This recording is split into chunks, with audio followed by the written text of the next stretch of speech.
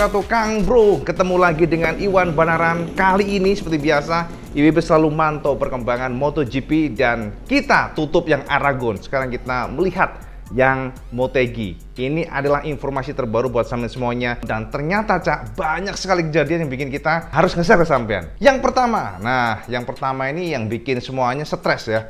Jadi kemarin sampean harus tahu, kemarin tuh heboh banget ternyata ada kebakaran di Motegi.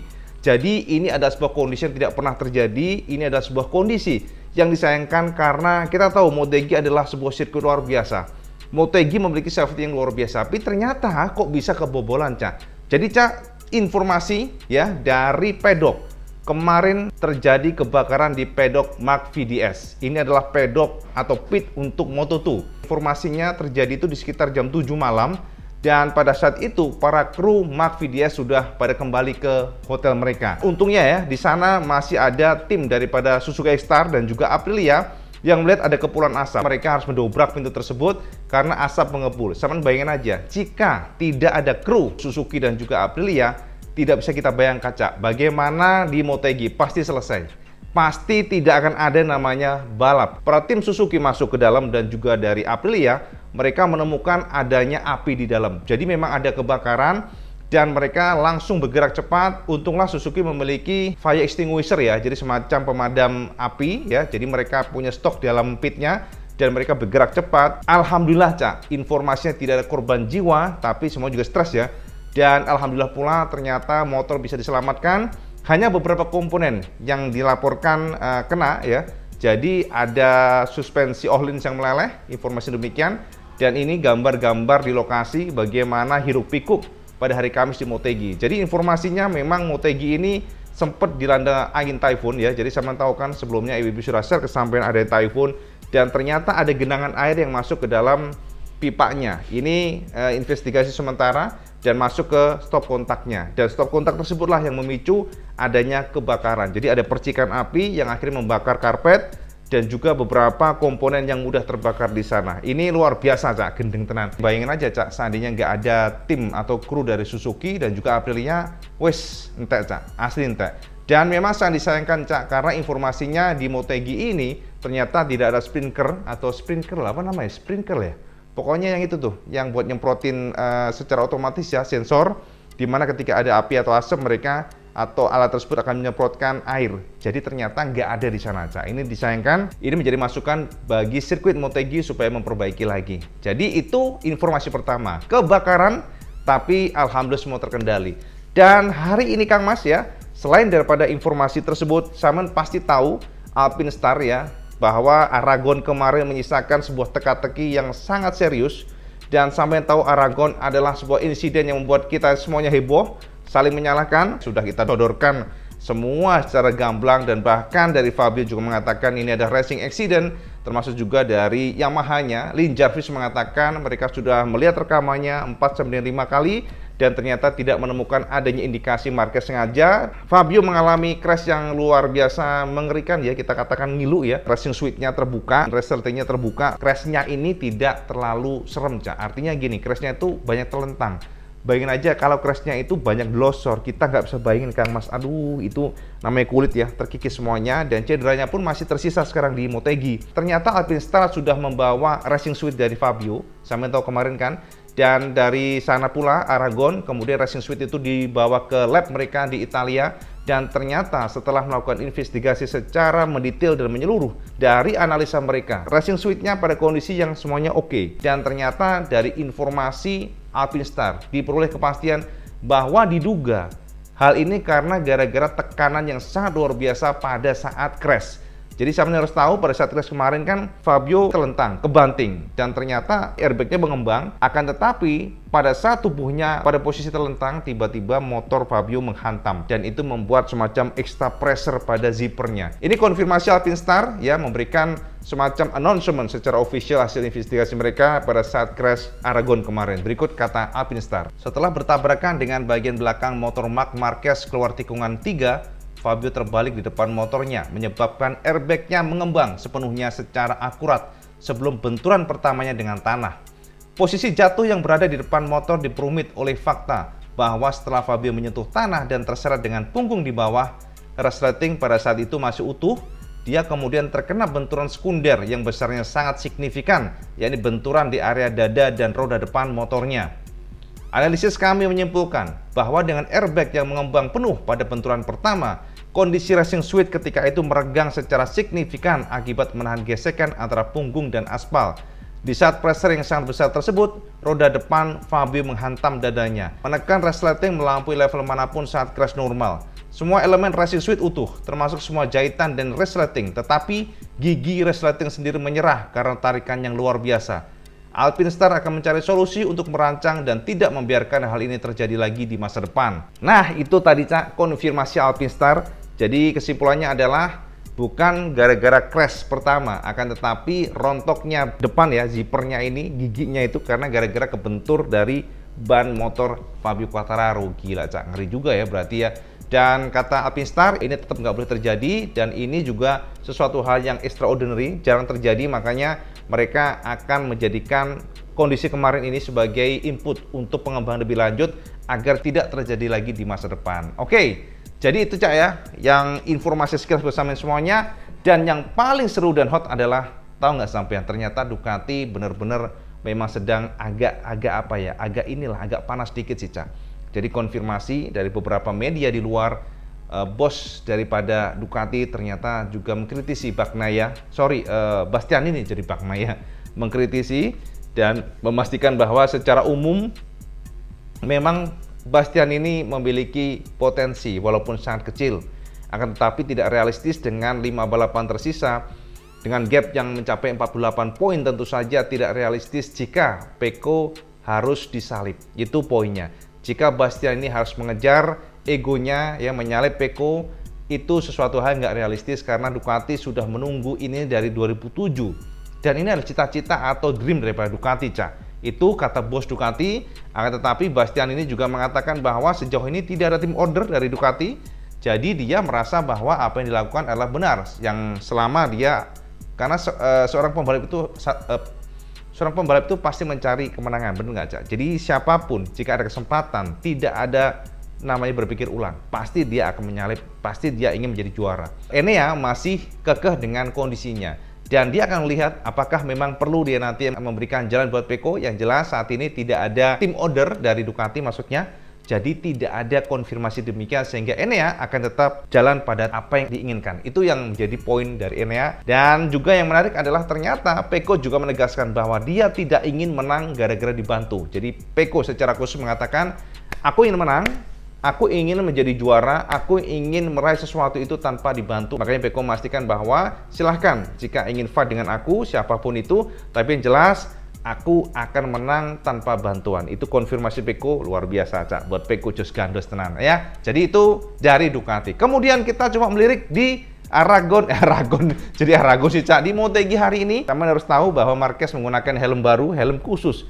Helm ini merepresentatifkan sebagai kultur dari Jepang. Dan ini dikonfirmasi Marquez, dia ingin memberikan sesuatu yang spesial di Jepang sehingga menggunakan helm yang baru untuk liverinya. Saya bisa intip di gambar ini ya, belakang ada gambar kucing-kucing begitu. Ibu nggak tahu sih ini maksudnya apa sih, tapi katanya kultur dari Jepang. Nah itu konfirmasi Marquez. Kemudian yang kedua Cak, informasi buat sampean semuanya, di MotoGP di hari Minggu masih ada potensi terancam typhoon yang ada di selatan daripada Jepang.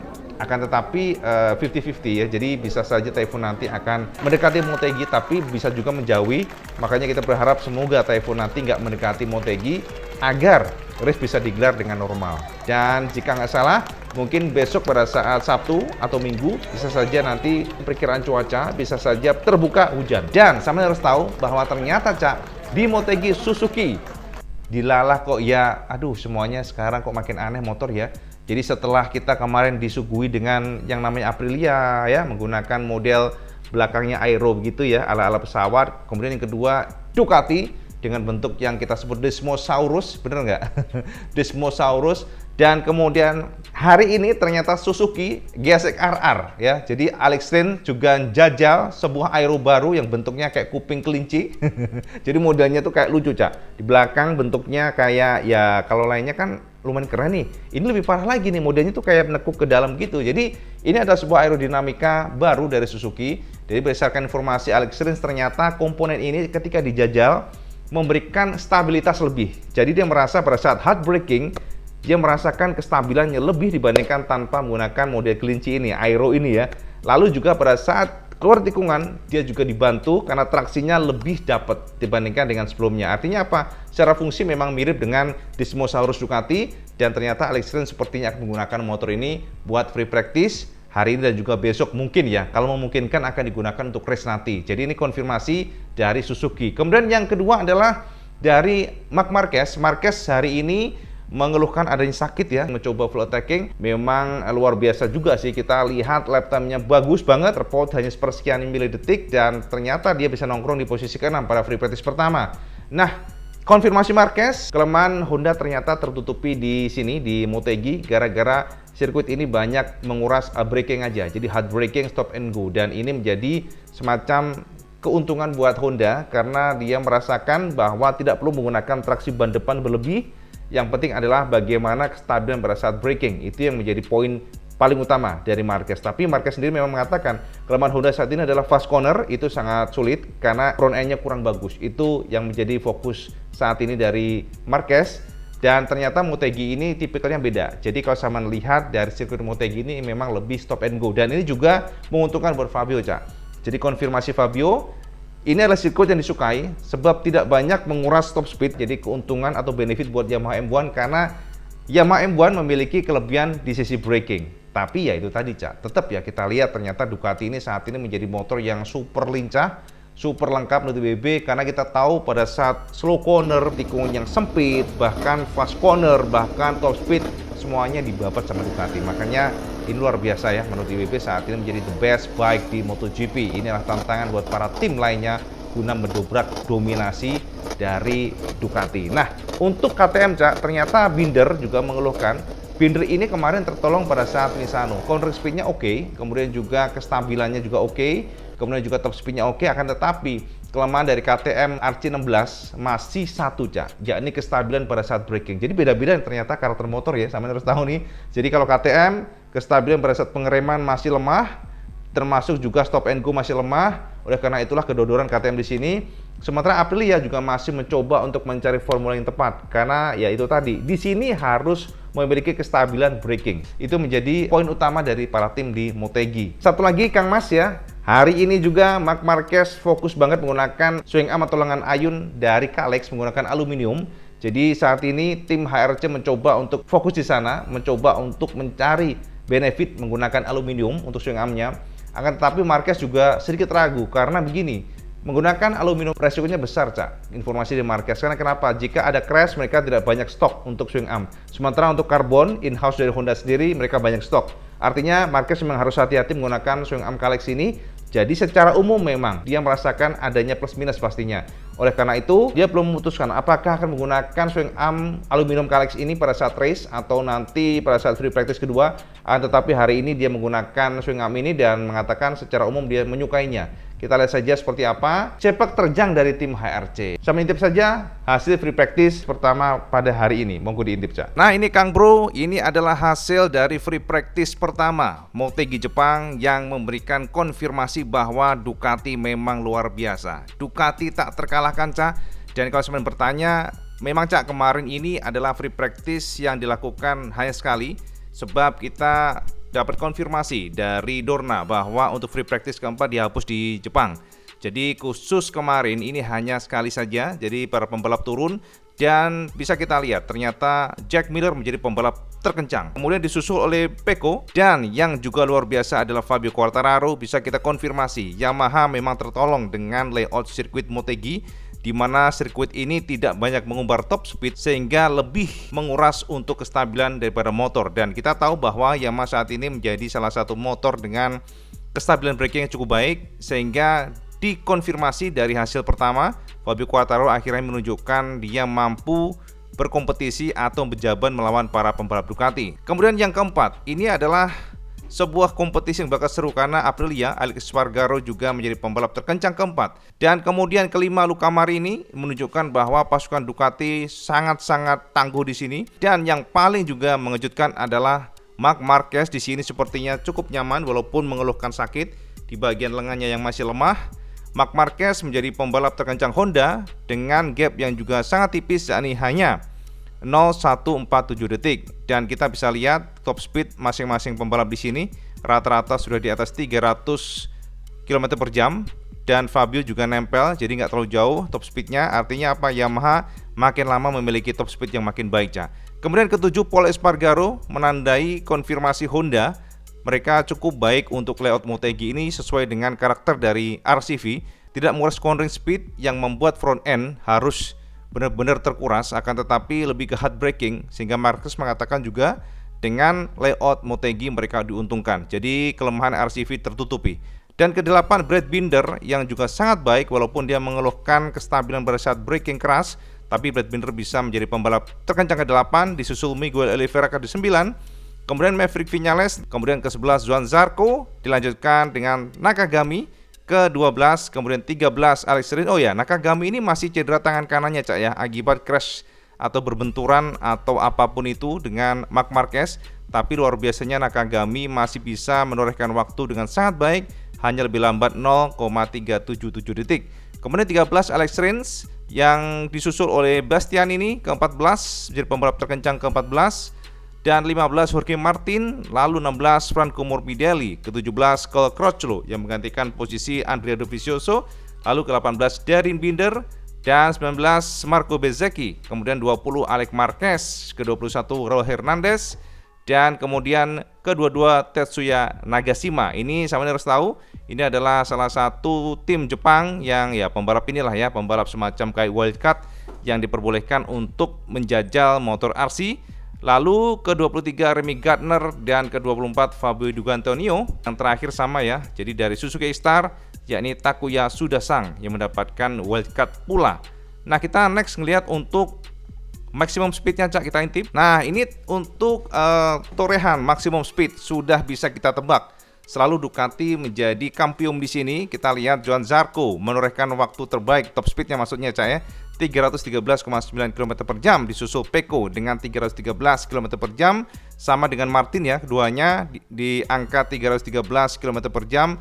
Lalu disusul Luca Marini dengan 312,1 km per jam. Dan ini sama ya, Luca Marini, Enea Bastianini, Pol Espargaro, Marco Bezzecchi itu sama. Kemudian baru Viñales di belakangnya ya dengan 311,2 km per jam. Dan ini sama semuanya antara Viñales, Brad Binder, Jack Miller, kemudian juga Fabio Di Giannantonio, lalu Marc Marquez, semuanya di angka 311,2 km per jam top speednya.